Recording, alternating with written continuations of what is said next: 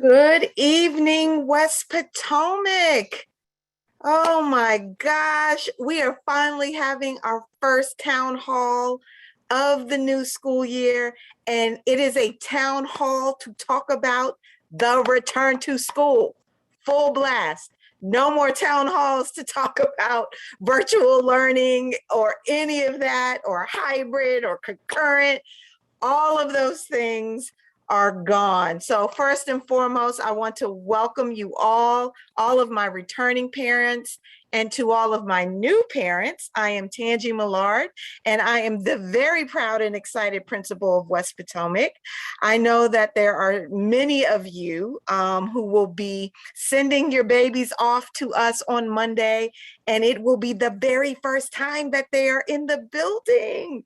And that's ninth and 10th graders. So I am extremely excited about tomorrow.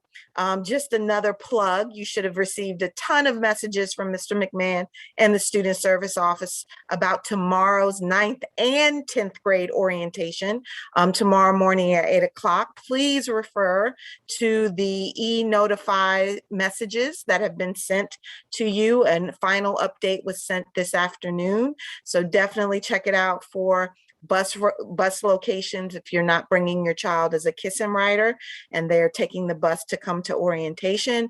All of that information and the agenda for the day, it can be found there. So we are looking forward to welcoming our 9th and 10th graders, but we are also going to be welcoming any juniors and seniors who are transferring new to West Potomac this year.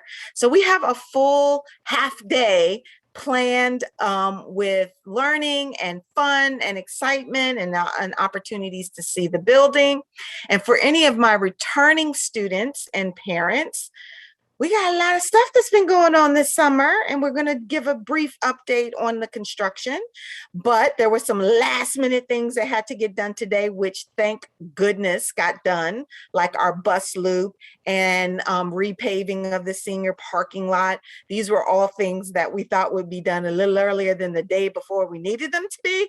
But any of you who are involved in construction or have had a renovation project that they've ever done, you know that timelines are subject to change. So we have been doing our very best all summer to stay out of the way of all the wonderful crews that have been in the building and to get us ready for return.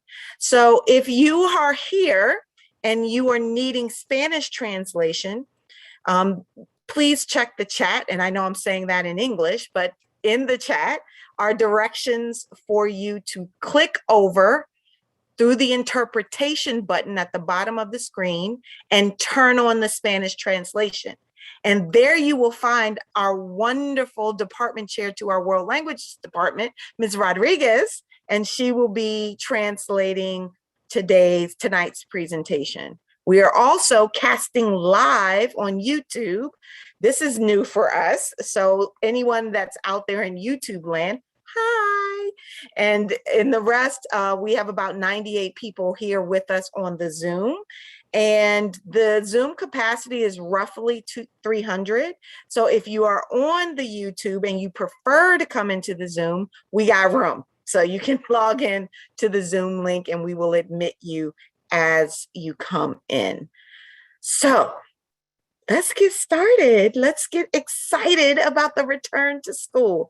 I have a ton of information here for you, all things teaching and learning to grading to a little bit of data of how we did last year. We have some information about how the building will be in the COVID protocols coming into the building starting next week. So a ton of things that I hope will be helpful to you. And it is the latest and the greatest information from the district. And so we will have updates. I guarantee you there are going to be things that will change. And we will have to let you know as that happens. But much of what I'm sharing with you today, you can bank on. It'll be the way that things are going to be. And as changes come through, we will be highly communicative to you guys to let you know what things have changed. So let's get started. So on Monday, we welcomed back our amazing staff and faculty to the building. We had a really fun cookout. Cookout. I call it a cookout because that's kind of what it felt like. We had a really fun breakfast and kickoff in the morning. And everyone came back with a ton of energy and a ton of excitement about finally coming back and being together. So it just felt really nice. It just felt great to be in the room for the first time in a very long time with everyone there and ready to go and get started for the school year. So we've been on a journey. For those of you who are new to West Potomac, this is starting my 5th year as principal at West Potomac.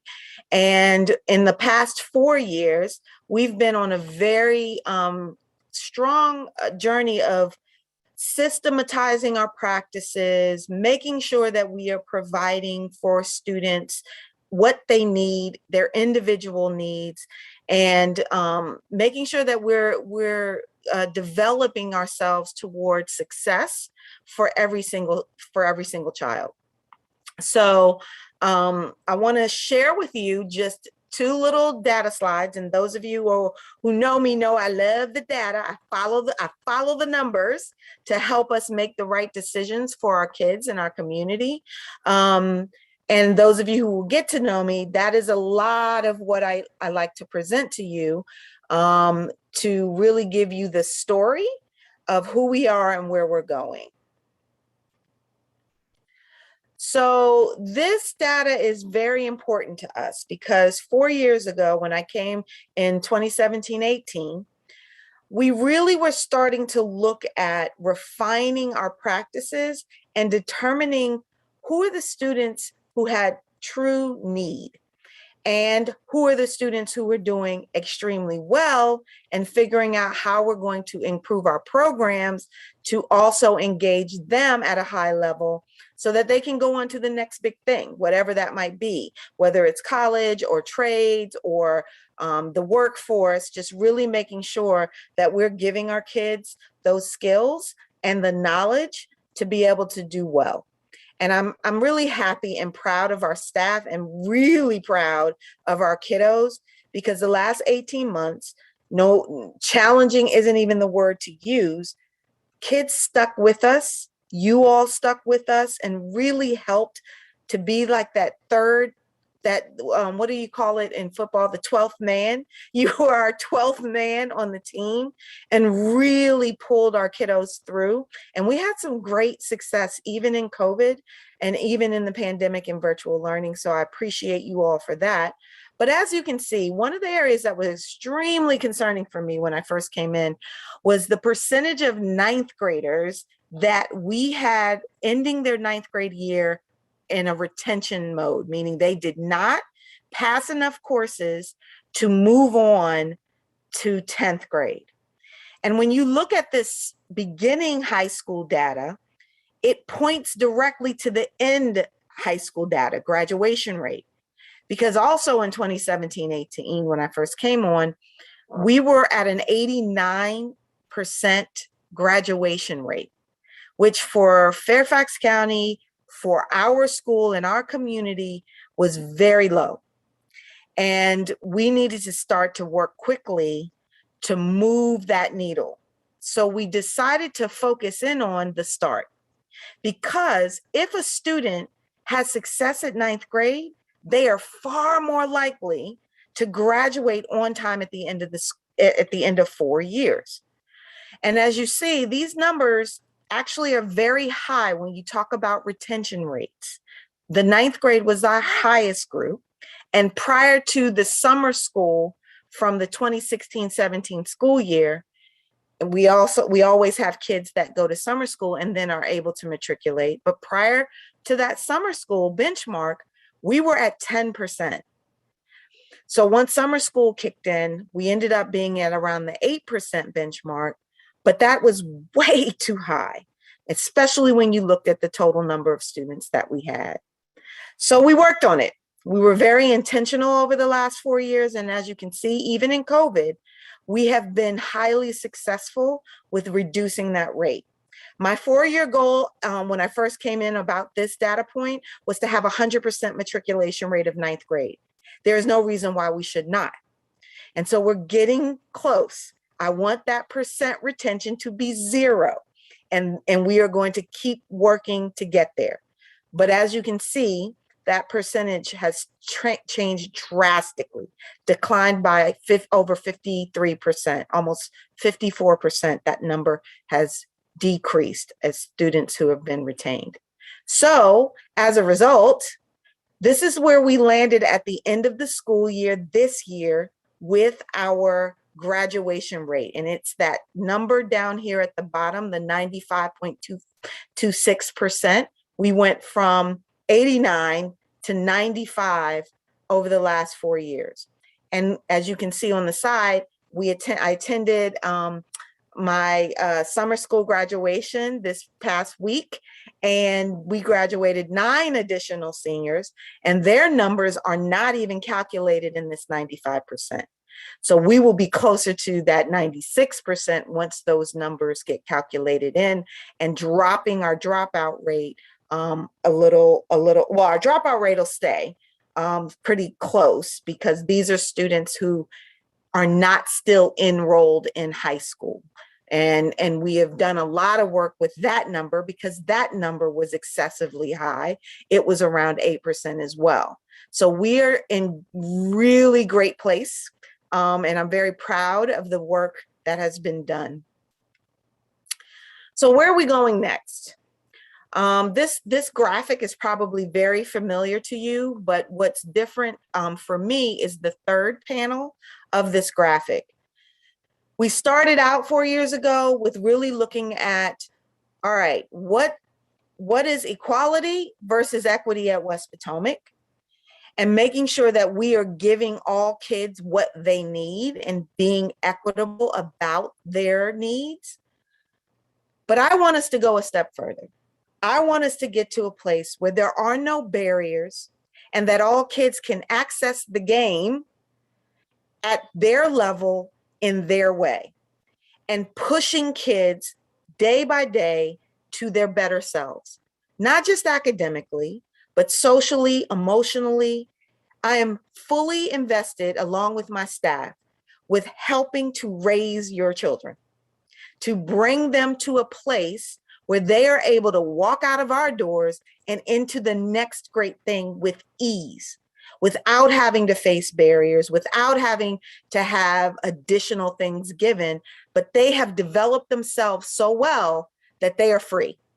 They are free to be the great young men and women that they tend to be from West Potomac. We have the best kids, and we want to make sure that we are setting them up for that success in that journey. So our goal is to really reduce disproportionality at West Potomac.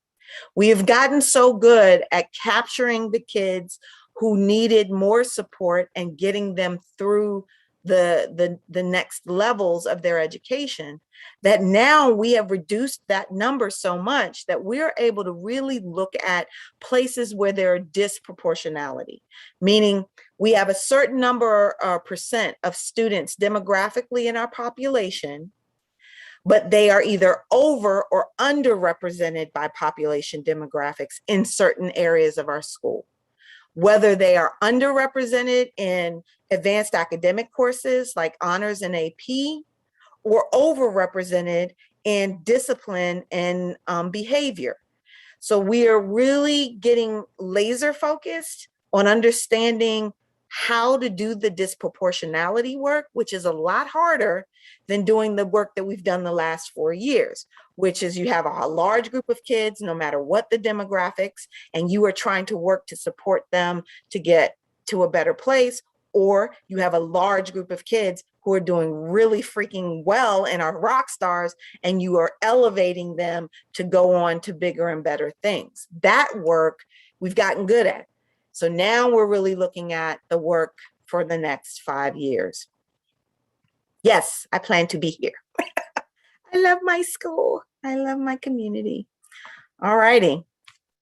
So our strategic plan for the next 5 years is really looking at 4 focus areas: equity for access and opportunity, making sure that we are bringing all types of opportunities to our students and having access and entry points and exit points that match what their needs are.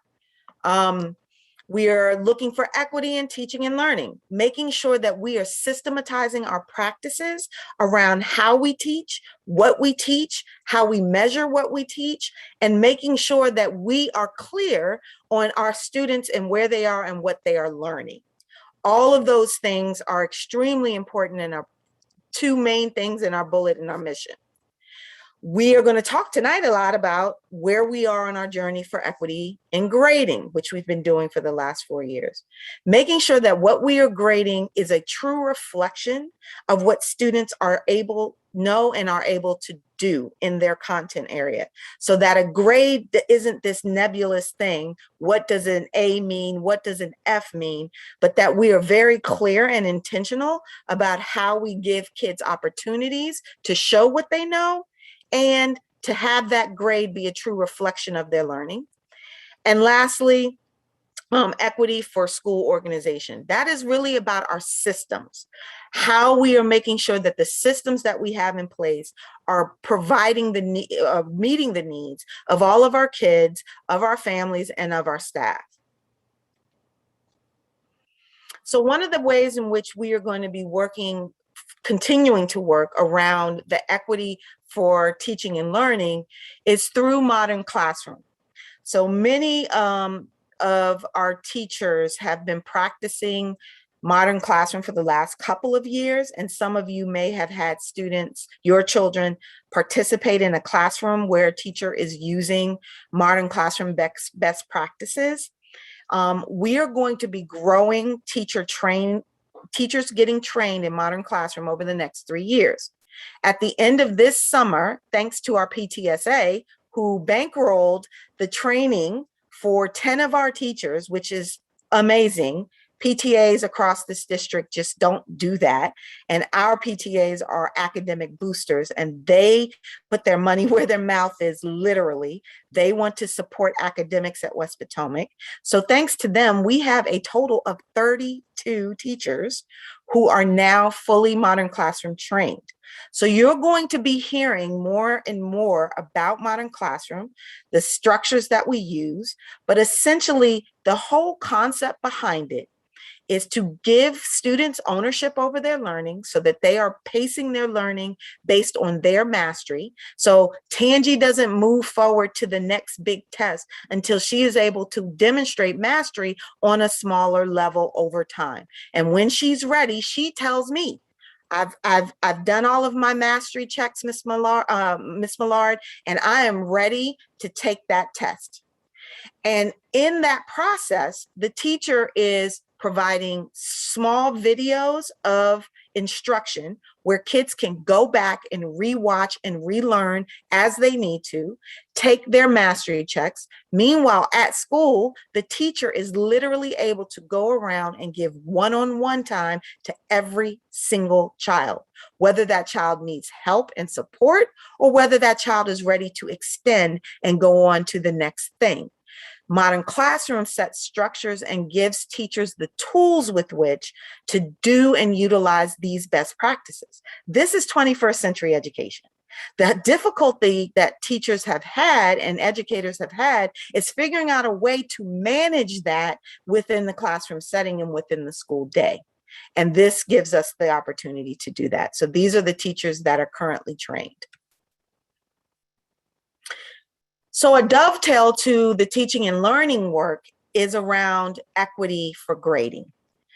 You can't just say that I'm going to give kids the opportunity to learn at their pace, to be developed beyond their level, to give kids one-on-one attention, to give kids opportunity to practice and re-practice and practice again till they show mastery, unless you have grading practices that support that. Our old grading practices, the ones that all of us came up under, really are finite to learning. Learning is not a finite activity. It happens over your whole life. but specifically within a school setting, it is happening throughout an entire school year. So having a finite stop point for every single grade in a grade book for a quarter and never being able to go back and get support to get better, to show your new learning, and to have your grade book constantly changing and showing your growth is what supports the instructional model that I just spoke about. So our entire staff has been reading and following the practices within Grading for Equity, this book by Joe Feldman. We, over the last 3 years, have been looking at taking pieces of this work and implementing it every single year, because this type of work is very refined as well. And it is also a belief system that you have to get at in order to change grading practices for the better. And so people needed time to wrap their minds around this work and to be able to do it with fidelity. So we've been in different places across our building, and a lot of things have been not congruent and not along a system-wide process. So we're going to be doing some things across the entire school this school year that will not be different from one teacher to the next, which is what a lot of our parents have given and students have given us feedback about, that it's different everywhere they go. And it's so hard to follow what the grading practices are. So we are systematizing many of them. In the old percentage grading system, the why behind this change and the changes that we are making, there are many ways to fail on a 0 to 100 point scale. Lots of ways to fail. 60 and below is an F, but then A, B, C, and D categories are only 10% and they're not evenly weighted. So it is much harder for you to get an A, B, or a C than it is for you to get a D or an F and fail in the 100 point scale. Mathematically accurate grades for a 0 to a 100 point scale is a 50%,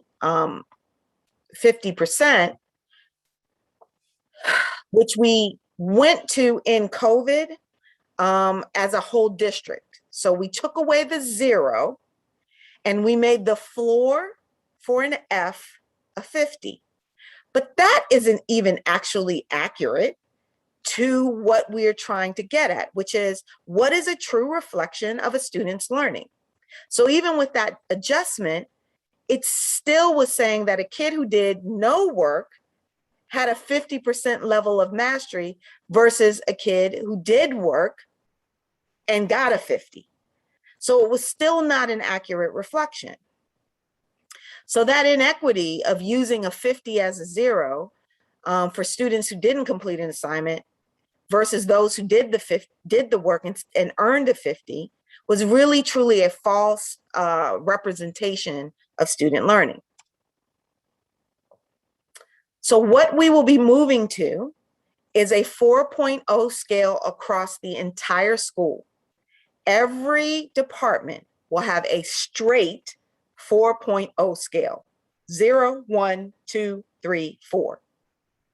This scale is not new in Fairfax County. Actually, it is the scale that we have been using at the end when we do final grades.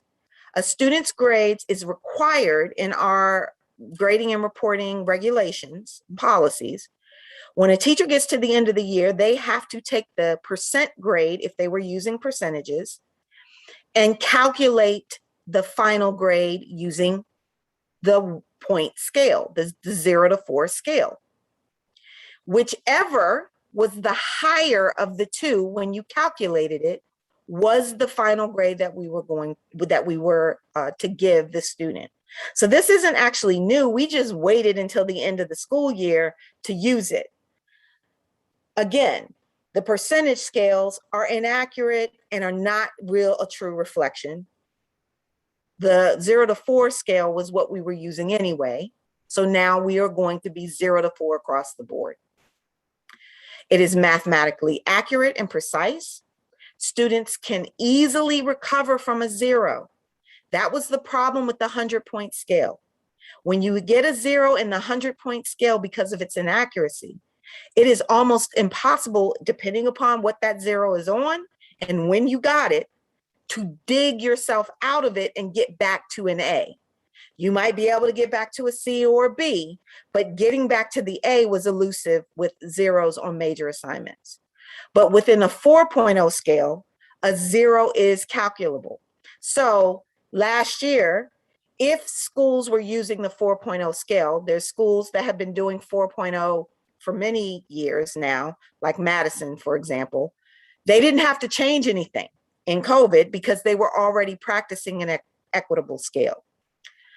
Only students who do not complete an assignment or do not show any level of mastery get a 0. But the 0 is recoverable because students will have opportunities to redo, and we'll talk about that in a minute. 4.0 scale is more equitable to determine mastery, and it focuses on standards and skills that kids are required to be able to show us that they can do within each content.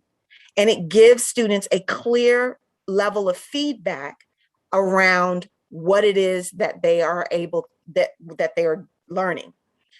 It is closely aligned to the grade point average system that I mentioned that we use at the end of the school year.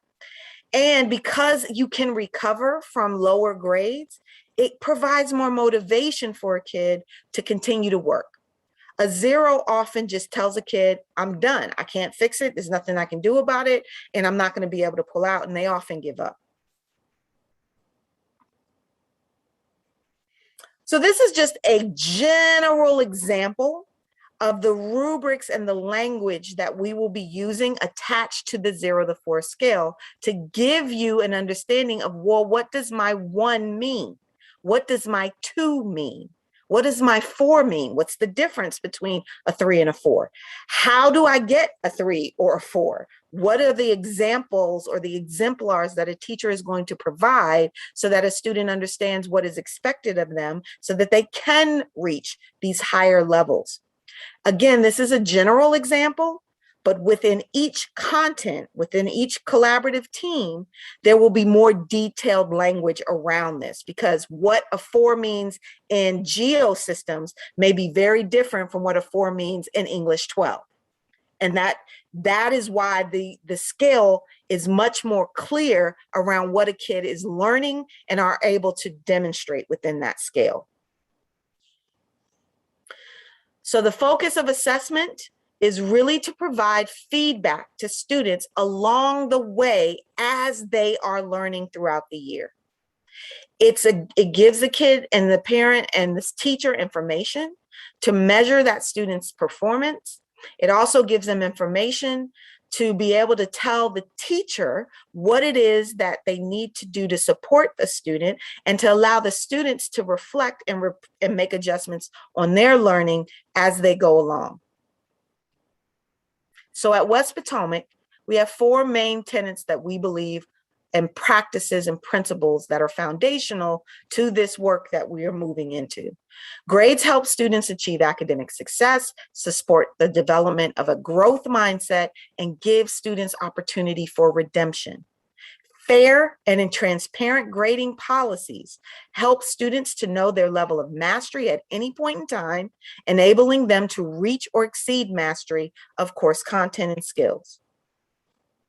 Grades are based on valid evidence of a student's mastery of content, knowledge, and skills.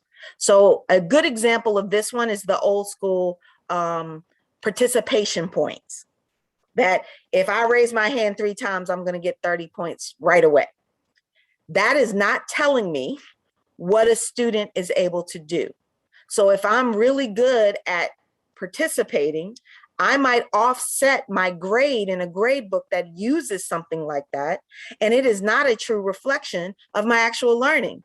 Maybe my actual learning is a level of a C, but I got a B because I have participation points. So grades have to be valid. Grades are based on calculations that are mathematically sound, easy to understand, and correctly describe a student's level of mastery of course content and skills.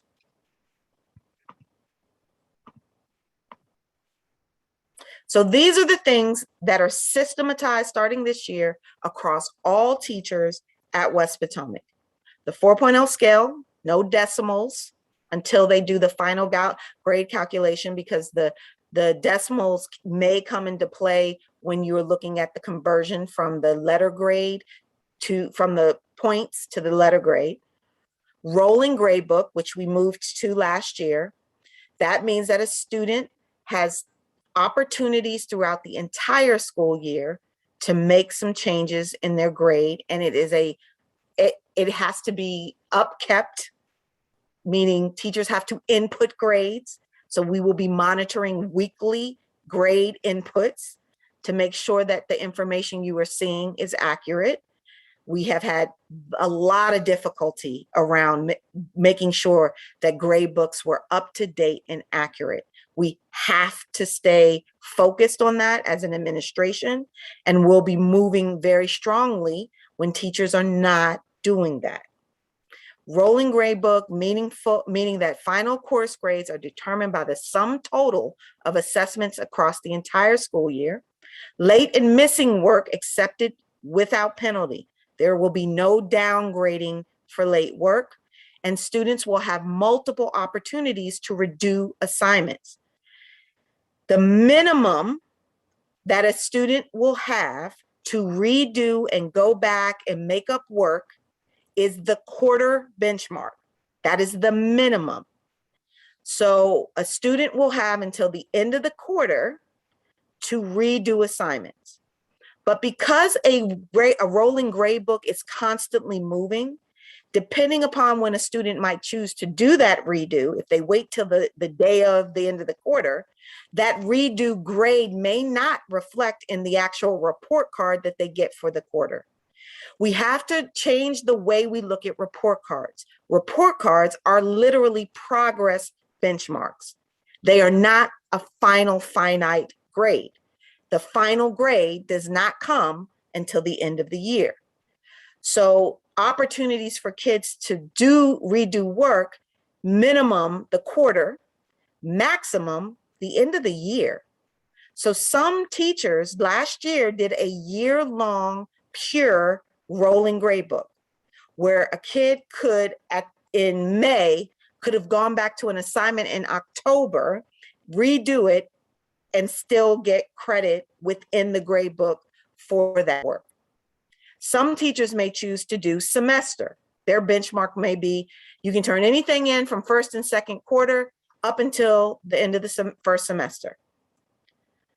But at minimum, they will have until the quarter. So that is everything that we are focusing in on under the academic side, teaching and learning. I want to share with you some things that you may have been hearing in the news around funds that school districts are going to be receiving due to COVID, a new round of money. I think the thing that you probably have heard the most is the CARES Act, that language. Well, this is an extension of the funding that the federal government provided school systems during the pandemic. The reality is we are not out of the pandemic, and the repercussions of the pandemic in teaching and learning are going to be with us for the next couple of years. We're going to need to fill gaps and support students differently moving forward, given that some content may not have been covered, and making sure that we get kids caught up to speed before they graduate. So we are now in the third iteration of funds that are coming to school district, and the acronym is ESSER, but it stands for Elementary and Secondary School Emergency Relief. Woo, I did it. Is what it stands for. And our district is going to be getting a very substantial amount of money. I don't know the exact dollar amount, but obviously once we get it, that'll be public knowledge, but it is substantial, millions of dollars. And so with that being said, the district is going to be doing some things differently across the district, utilizing these funds. The district has to provide a plan to the federal government of how the funds will be used. And each individual school will be providing a plan of how they plan to use their funds that will be allocated to them individually to support students during and post-pandemic, or post, I say that lightly, pandemic, but having kids back in the building for 5 days of instruction. So one thing that is going to be the same across all schools are there 2 support positions that we will be having at for academic intervention and social emotional wellness through our advisory programs. So we will have at West Potomac 2 co-coordinators who will be working with all of the interventions and supports and additional time that students might need, and teachers to get kids up to speed and to move them forward over this next school year. We will also have a team of people working with those 2 head teacher positions to do this academic support and coordinate it across the school. Our SEL and wellness advisory support, there are also 2 coordinators, and they also have a team of people that they will be working with. But these 2 roles are required in our plan for the district across every school. So we will be implementing that. The rest is, there are other buckets of funds that will come in to support a wide variety of things.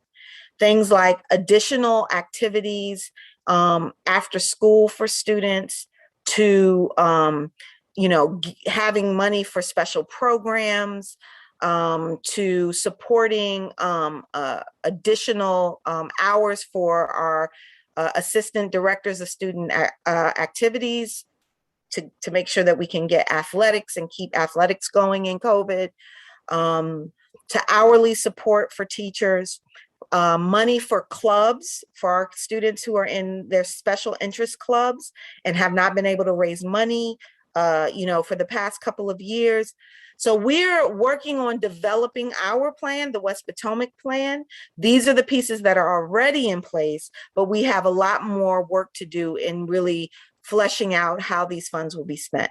These funds are going to be given to us. These positions are 2-year positions. The money will run out. And so we're trying to develop a plan that will be sustainable even without the money. We will be able to support things like additional transportation or additional technology needs. There are a ton of things that we can do with the money, but we have to be very clear and succinct about how we will spend it. So more to come on that. I wanted to review with you the new religious and cultural observances policy and regulations, and explain to you what it will look like throughout the school year on these days at school. So there is a regulation that governs our new religious and cultural observance days. And the school board passed and approved this for this school year, starting this school year. And that has included 15 new religious and cultural observance dates within the FCPS calendar. The regulation is very, very clear about what type of activities can be done on a religious observance day.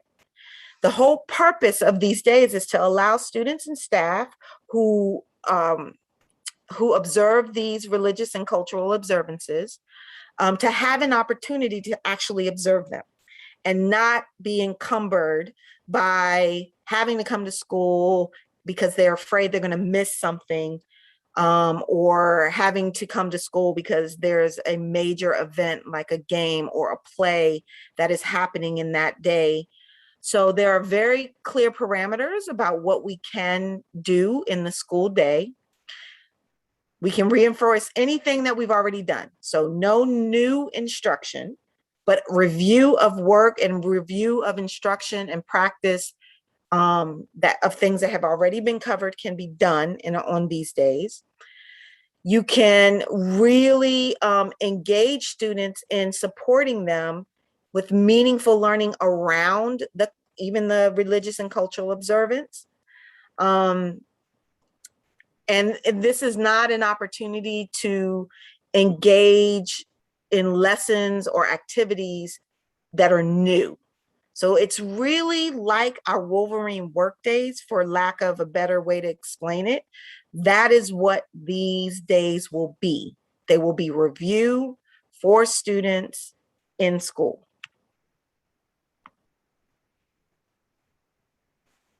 So this is just reiterating what I just said.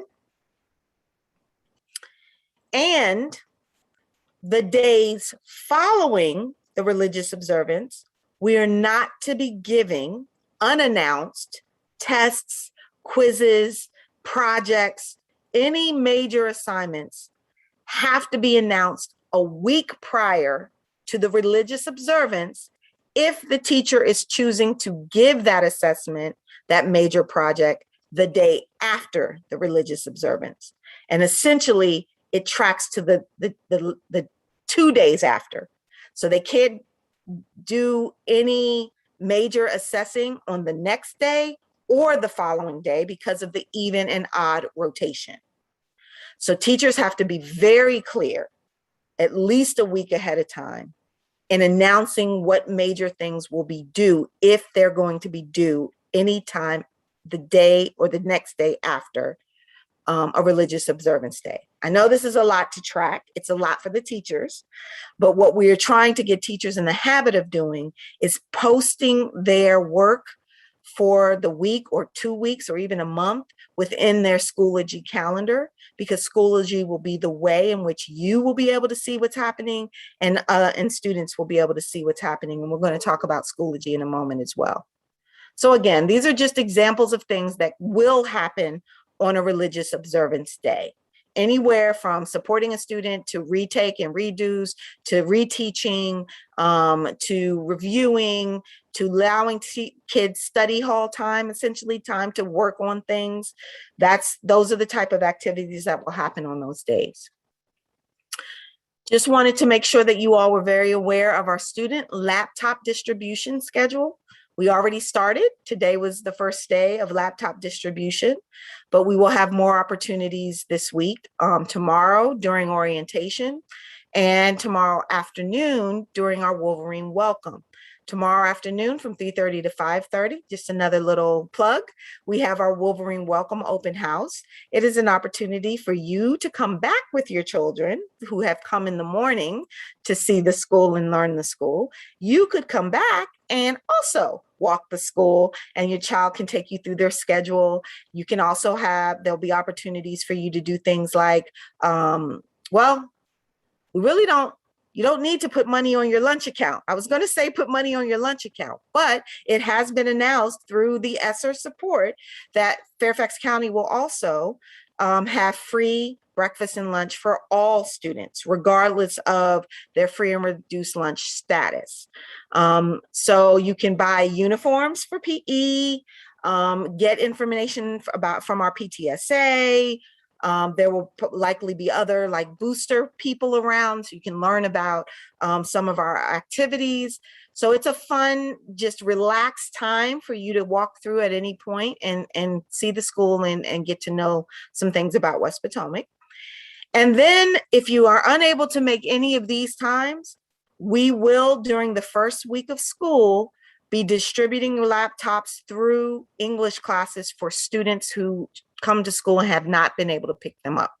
So if you have a conflict and there's no way for you to come, worry not. Students will start to get their laptops in their English class during the first week. So the one thing that we might run into, and I just thought of this when I said it, if you don't have English, well, no, everybody has English, right? 11 through 12. So everybody will get their laptop. So if they show up to their English class without a laptop, the teacher will send them to a location to pick up their laptop. So I mentioned this thing called Schoology. For many of you, it will be brand new because there were only a handful of schools across the district who piloted Schoology last year. But basically, Schoology is taking the place of what you might have known to be Google Classroom. So Google Classroom still exists. It's that we will no longer be using it in Fairfax County. It also takes the place of Blackboard. So Blackboard is no longer in use. Schoology has become our new engine, and I think you're going to love it. We actually like it. We usually are really skeptical about the tools, the IT tools that we use, but Schoology is a winner. We are really going to be able to have true transparency with what's happening in classes, be able to upload things there. You have an exact direct window into Schoology as well. You will have your own Schoology account and be able to see things live that's happening within Schoology, and it won't be cumbersome and having you to have your kid log in and all of that. You'll be able to do it yourself. So these are just the schools, just for your FYI, that were piloting Schoology last year. And in our region, Edison and Hayfield were the high schools that did it. And Twain was the middle school. And again, from our colleagues in the schools that have done this, they have really said great things about it. So for your information, there are some things that we've been sending out and we will continue to send out, but these are locations, and we will put in the chat some of these links where you can go and get some general information about Schoology so you can see what it looks like. There are a ton of video resources. You all will start to receive your actual accounts, I believe, tomorrow. The Schoology accounts will become live for parent view in SIS, because SIS still exists. Okay, SIS is still the main way in which attendance is done, report cards are done, all of that. So you will still have your parent view. All the work of the classroom can be seen through Schoology. So these are things that are going to be coming down the pike, and we will be able to help you and offer you support in getting your accounts up and running and how to use Schoology. So I want to give you an update on kind of where we are for return to school. There is a national bus driver shortage. I am sure you all have been hearing about this across the nation. We are no different. We did not dodge the bus driver shortage. So as a result, there are going to be several schools within the district that are going to have double back routes. What that means is a bus will come at 7:30 to a bus stop, pick up as many kids that are there then, drive them to the school, drop them off, and then go back and pick up additional kids. I don't know yet if West Potomac will be one of those double back schools. I just feel like we probably will, just because of our size. I will know those details tomorrow, and we will get our bus routes. Supposedly we were promised to have them either today or tomorrow. I didn't get anything today, so I'm looking for tomorrow. And you all will get your bus routes for your children tomorrow as well, unless there's a problem and there's a holdup and it may take till Friday. But obviously, they're going to be working on this up until the very last minute, because it is a very difficult puzzle for them to fill. The shortage is in the hundreds. So it's not a couple of bus drivers. We are short in the hundreds of bus drivers. So hopefully we will have that detail for you by tomorrow, but stay tuned. We will message out once we know that the routes are ready, and we will make sure that we send those out and e-notify so that you know that the bus routes are visible in your parent view. That is where you will see your bus routes. All bus routes will be loaded into parent view, SIS, and you will be able to see them there. Mr. McMahon sent a very lengthy return to school message yesterday, I believe. And there were a couple of things. It's a very important one, so don't get thrown off by the length of it. There's a lot of information that we've been messaging throughout the summer that we wanted to again re-message, because these are important things. And I wanted to highlight that we have not gone away from our health forms and our emergency care forms. Those can be filled out in your WeCare, and they can be found in your SIS parent view again, and you can fill them out electronically. If you need a hard copy of the form, please just email Ms. Dorsey at the email below, and she will send you a hard copy if you are unable to do it electronically. Again, lunch will be free. That's awesome. However, the free and reduced application is still a valid document, because besides lunch, we need the free and reduced lunch information in order to provide you discounts on things like your school uniforms or books or programs or parking spaces, so many things that have a fee attached to them, like course fees. If you take an art class, there is likely going to be a course fee. If you take a music class, the same. If you are in a science class, there's a possibility that there's a fee attached to that. So you really need to have this completed, and you need to check the box to give us permission to have that information given to us. Although I can see as the principal, and I'm the only one, there's only 2 of us in the building who are able to see the free and reduced lunch information. Even though I can see it, I cannot apply it to the things that I mentioned unless you give me permission to do so. So it is really important that even though you don't need it for lunch and breakfast, if you need reduced fees for any of the other things that we have fees attached to, you will need to complete this form and check the box that says, I give permission for that information to be shared. Also in that email were a list of really important dates from now until the 23rd of September. Do you remember 23rd day of September? Anyway, so these are all important dates. So be sure to follow through and pay attention to the holidays that are coming up. And that'll be in the second week of school. Our first religious observance day, Rosh Hashanah, will be on the 7th. Grade books will go live on the 7th as well. So these are all important things. Back to school open house will be on the 8th, Wednesday the 8th, and more information will come about all of these things, but this is just to give you a heads up to build your own calendar for yourself. So if you are new to West Potomac, you may not know, but West Potomac instituted last year a full school cell phone policy. The policy is coming back. I know I can hear the groans of the students from here. Guys, I'm sorry, but we need to get back to normal teaching and learning. And we instituted a school-wide policy around cell phones during classroom instructional time. Obviously, kids can have their personal devices at school. They can use them before school, after school, in between classes when the bell rings.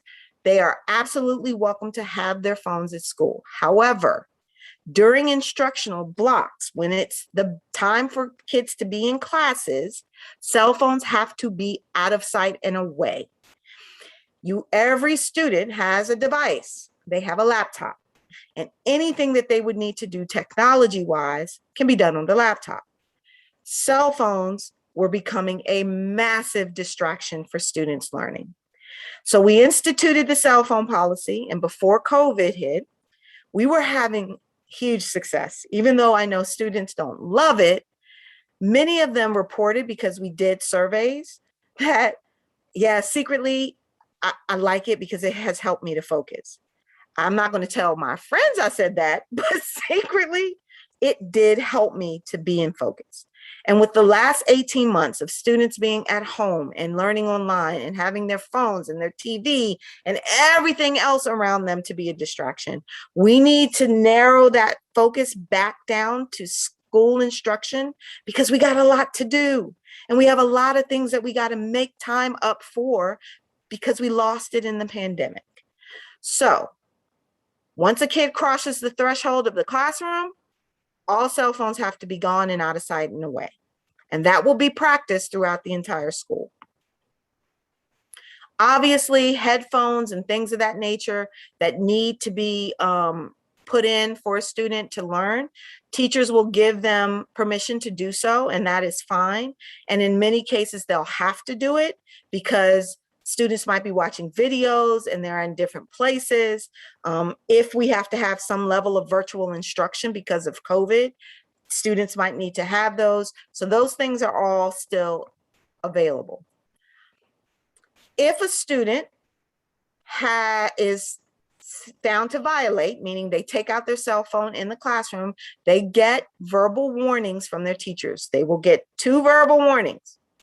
Those warnings are entered into a Google form that is tracked by the entire school. And after those 2 violations, the 3rd one will automatically generate an email and information to the administrator. And at that point, the administrator is going to call the student down and they're going to confiscate the phone. The phone will need to be picked up by you. So we had, in the beginning, kids who tested the policy and their phones were confiscated. And parents were very upset at their kid because they had to take time to come and get the phone. We ended right before COVID, we had a drawer full of cell phones because some parents said, I'm not coming to get the phone. I'm tired of the phone. I'm tired of the problems with the phone, and you can keep it. And so there were some kids that had to figure out how they were going to get another phone because their parents left it there or left it there for a time until they could come and get it. So we really, really need students to focus. The first 2 weeks of school will be a grace period for a lot of things. It's a grace period for attendance because kids won't know where they're going. And we have a lot of construction that has happened that has changed the floor plan of the school. So even our veteran students will have to learn the building a little better.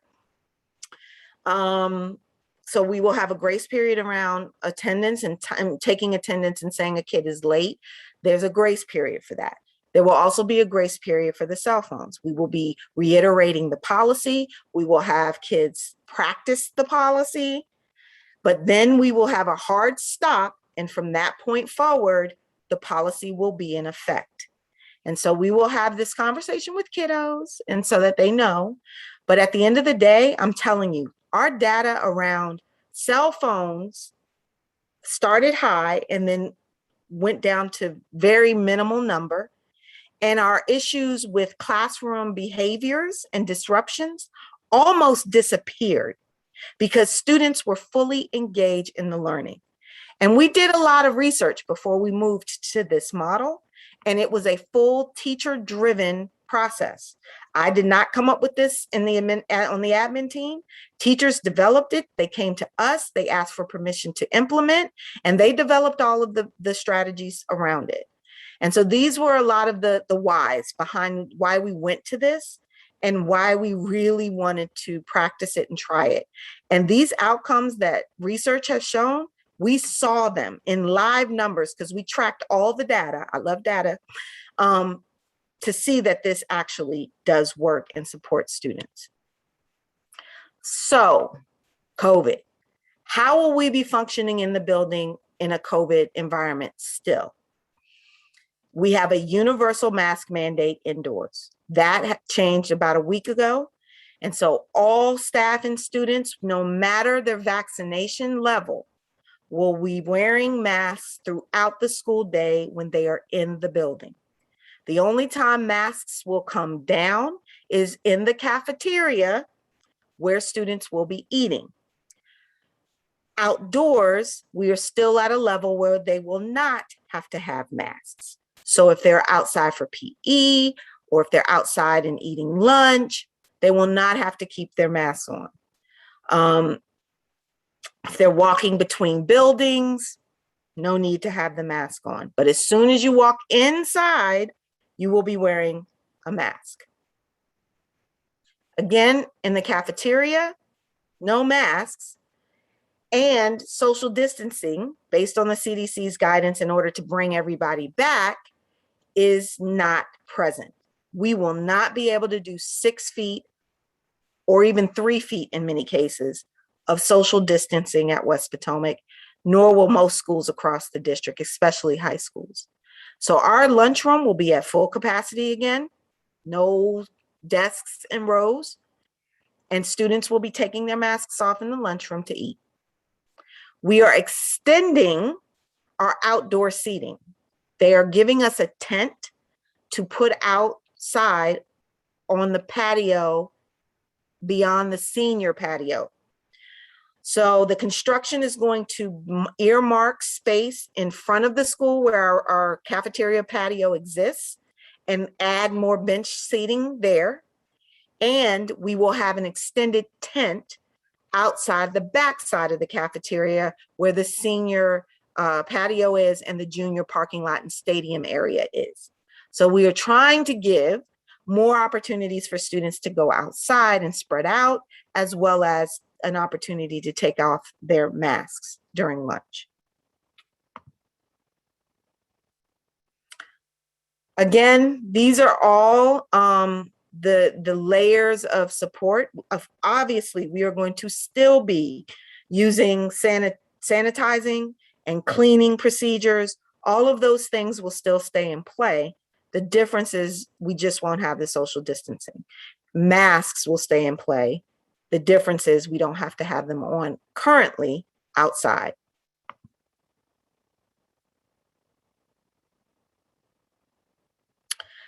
The district is exploring some community, some COVID screening testing. They're not at a place where they have fully determined what that will look like yet, but they are in communication and developing a plan for if we get a substantial or higher community transmission rate, they may consider moving to doing some level of COVID screening and testing. So that's just, we're waiting to see how that evolves. Right now, we're still not at a substantial or high transmission rate. We're still in the low moderate range. But if it changes, that might be something new that will come into play. So you might be asking, what are we going to do when and if, well, when students and or staff have to go out because they are COVID positive? So essentially, for the individual, if a student is COVID positive and has to quarantine based on their doctor and or health department, they will be out like a normal kid is out when they're sick. And what our responsibility will be is to make sure that our Schoology is consistently updated so that a student has easy access to log into their account, pull their work, and work from home on their own. The same will be the case. I'm trying to explain this so I don't confuse you.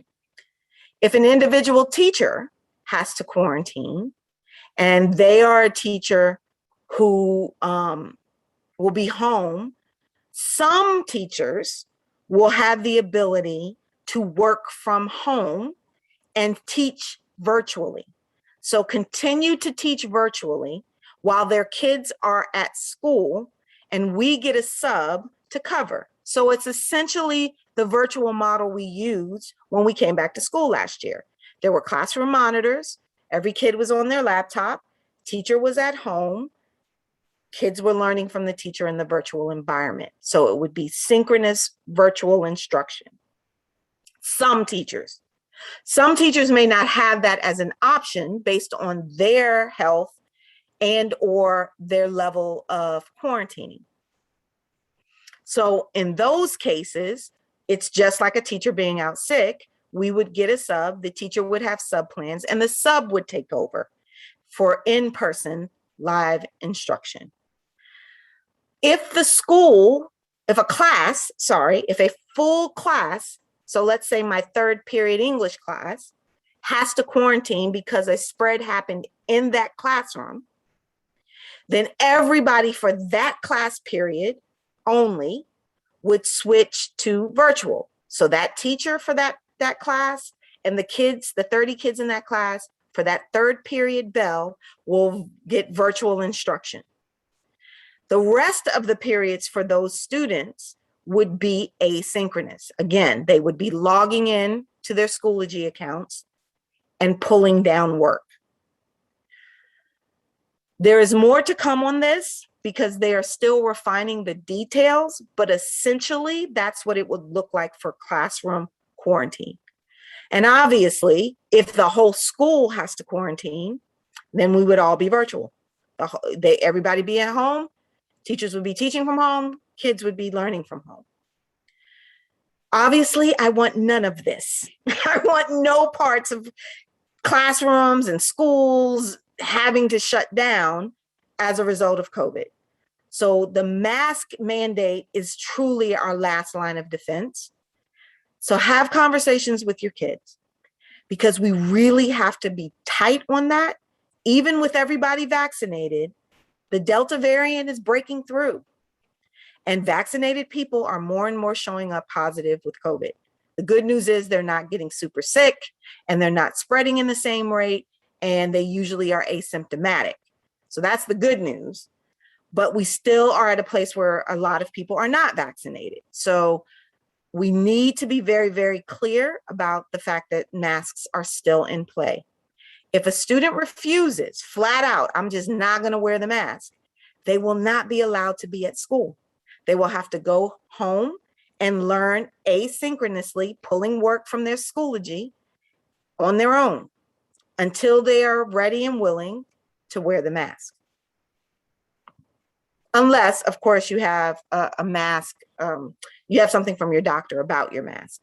But that's very, very, very rare, and is usually for a student who has significant other health significant needs. So this is just going over what I just said: temporary COVID-19 closures, individual, class, school, division. And school level and division level just means that we meet a threshold that the health department says we have to go there and go into a virtual mode, and that's what we will do. And we will be fully prepared because we're good at it now. We know how to do it. So my last thing to share is a construction update. So if you haven't been on campus yet, you will see some very different things. Our bus loop has been reconfigured to allow for buses to fully circle out of the loop and go out of the same way that they came in. However, that flow of traffic will not begin just yet. That will not start until we have fully finished our renovation, which won't be until this time next year. So the bus kiss and ride will be the same as it's always been. There is no change to kiss and ride. There's no change to drop off pickup. There's no change to parking in front of the school, side of the school, back of the school. But the bus loop will look different. So just knowing that. Inside, specifically in the Quander building, there are a lot of changes. There are a ton of firewalls and footers that have been installed in order to anchor the new extension that is being built on the old back parking lot. So movement in the building is a little different. There are new doorways, there are new exits for emergency.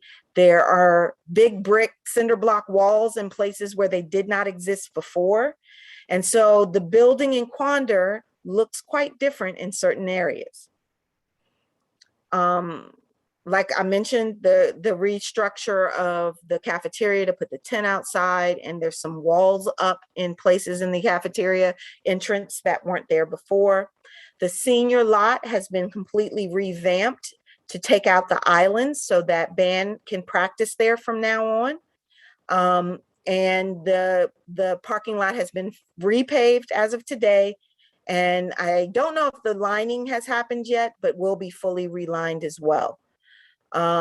So when you come tomorrow, if you come and you are parking, you will have the ability to park in the senior lot and in the back lot, the junior lot as well. And the loop will be fully opened for our normal loop. You may see some signs that say wrong way or two-way traffic at the entrance to the kiss and ride, but that is no longer the case. They just finished it. So we will be able to come in and out tomorrow as normal. We lost about 120 spaces in the back parking lot where they're building the addition. So we've had to shuffle around, and that's why our parking situation for students changed pretty significantly. But we have managed to give almost every senior who asked for a pass. But at this point, we are in the wait list mode. So we will be cleaning up from the last 2 days of pass distribution and start to look at our wait list to see if there's a way to move any of the first set of seniors off the wait list and into our junior list. But to be very clear and transparent, I do not believe that any juniors will be able to get a parking pass. The demand for the passes, we had almost 500 kids request passes. We have never had that many kids ever request passes. And we only have 290 student spots in a normal setting. So here we are. But we will make the best of it. It's only 1 year, and then we will be back to normal. They are slightly behind schedule with some of the work that they had to do that required the steel footers because there was a delay in steel delivery. Well, good news is the steel is now here. They are working around the clock, but we did lose a couple of additional classrooms upstairs that we weren't expecting. So we had to do some more shuffling of rooms, but we still have all of the trailers out back on the old tennis courts. The new tennis courts are under construction as we speak. And we still have a couple of the old trailers that were on the side of the school near the softball field that are available to us for classrooms. So we had to do a lot of shuffling, but we made it work. At some point, we will have use of those rooms back before the school year is out. I'm hoping it'll be within the next few months. Before we end the first quarter. So I'm talking the next several weeks, but they did have a definite delay, but it's not delaying them on their timeline for completing the entire project. This is the type of delay that they are prepared for. And so we should be in good shape. But the bottom line is renovation is rough. So we will have inconveniences, and we all just need to be flexible and patient, and we're all in it together. And that's one thing that I know I can count on from my West Potomac community. So that is all that I have for you today. Thank you for sticking in here with me for a little over an hour. Any questions that you might have from what was presented today, we'll be happy to field any of them. Please feel free to email me or any administrator. We will be happy to answer any questions you might have. This was recorded, so I will send it out in an e-notify so that you will have the information available to you. Thank you all for your patience and your time. We really look forward to seeing you very, very soon, and enjoy the last few days of your summer. See you on Monday if I don't see you sooner. Take care, everyone. Thank you. And thank you, Ms. Rodriguez, for all the translation help. Thank you, Ms. Babick, for all the tech help. Thank you for Mr. McMahon for being in, for supporting as well. Just appreciate everyone. Have a good evening.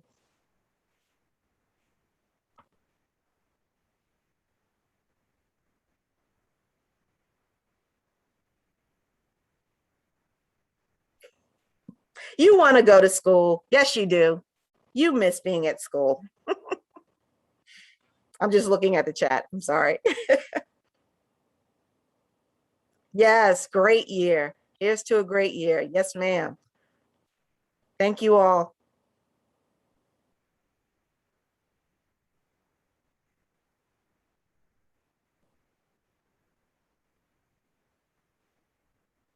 Oh, wow. I didn't realize we're orange at substantial transmission. Good Lord. If you are still on here, you ordered a yearbook from last year. We have it. So you just need to reach out to Miss Babick. I'm not sorry, not Miss Babick, Miss Britton. I was like, I don't know anything about the yearbooks. Miss Britton, who has all of the yearbooks. So if you didn't get a chance to pick them up, you can come pick them up, and Miss Britton in Springbank can help you with that.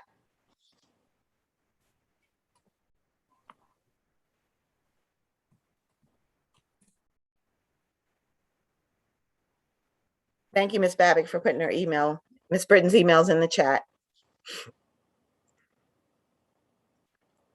All right, guys, I guess we can stop recording.